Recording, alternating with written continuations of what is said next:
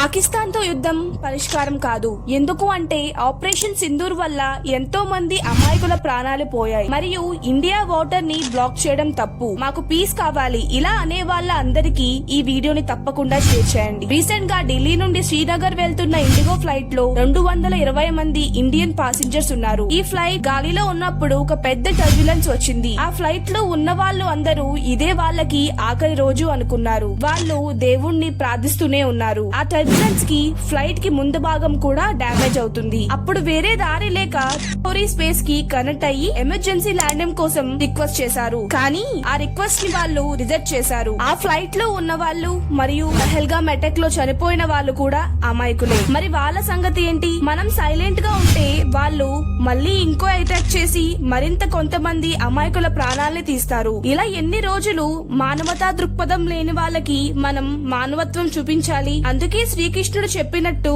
శాంతి గొప్పది. దుర్మార్గులు శాంతిని అవమానించినప్పుడు ధర్మరక్షణ కోసం యుద్ధం కూడా పవిత్రమైనది. Please subscribe for more.